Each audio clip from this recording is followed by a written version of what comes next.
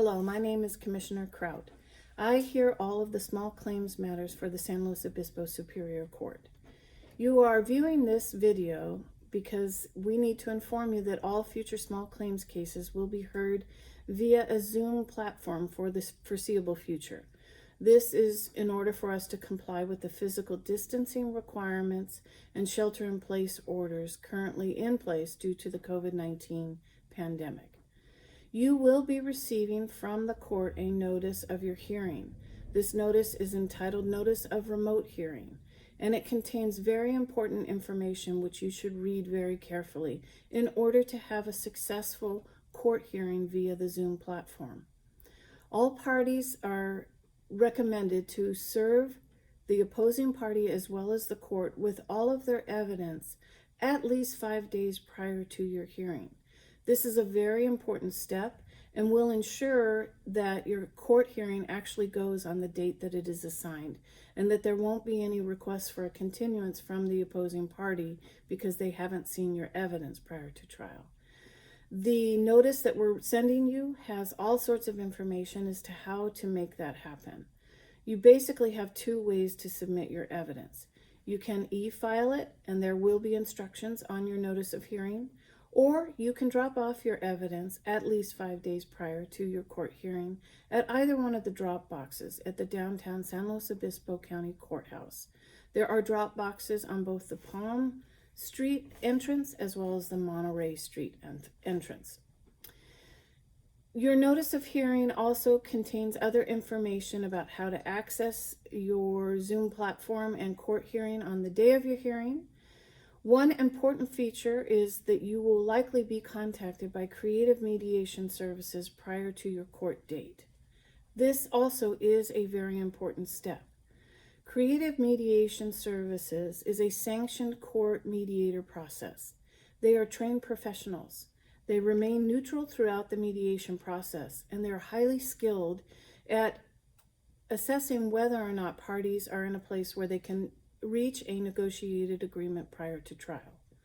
The court is asking that you make yourselves available for Creative Mediation Services.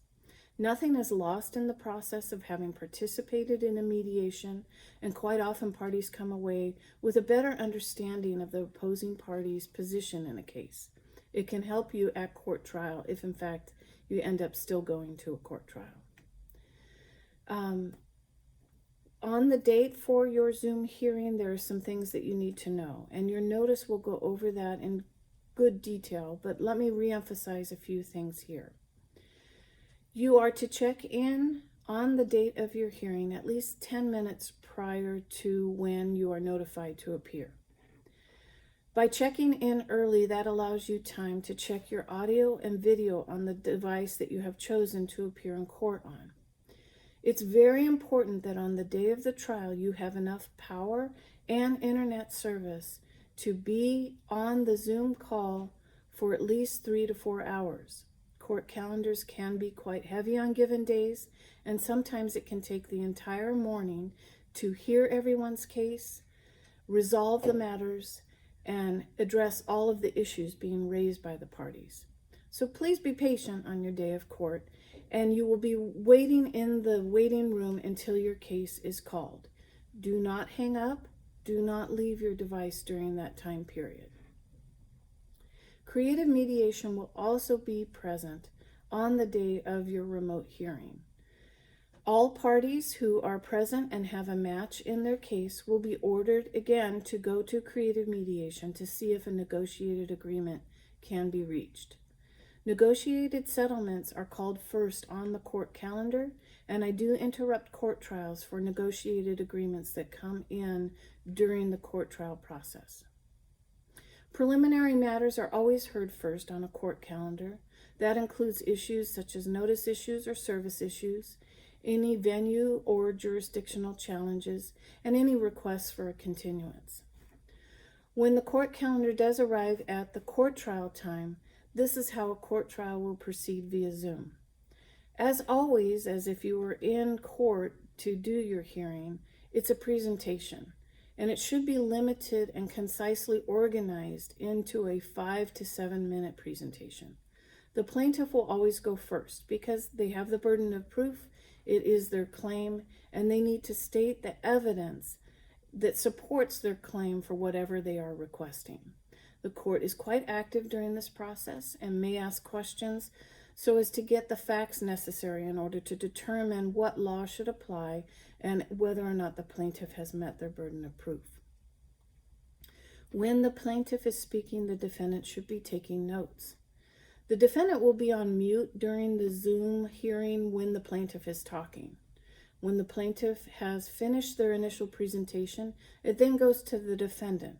So then the plaintiff will be placed on mute and the defendant will be able to make their 5 to 7 minute presentation of the evidence in rebuttal to what the plaintiff has asserted is the claim in the matter and why the defendant should be paying them some form of money. After the defendant does their presentation, it then goes back to the plaintiff for a very brief rebuttal. The rebuttal typically lasts 3 minutes maximum. The rebuttal is simply to address anything that the defendant has raised in their presentation that the plaintiff needs to address that was outside of what they originally presented. Once rebuttal is heard, the case is submitted to the court. Oftentimes, the court will take the matter under submission and issue a ruling within 30 days. Sometimes the court will rule from the bench if they've had sufficient evidence presented to them to make a decision, but oftentimes the court needs to review whatever evidence has been submitted by the parties prior to the trial. And oftentimes the documentary evidence that is submitted can be quite controlling on the case and is directional in terms of what law should be applied.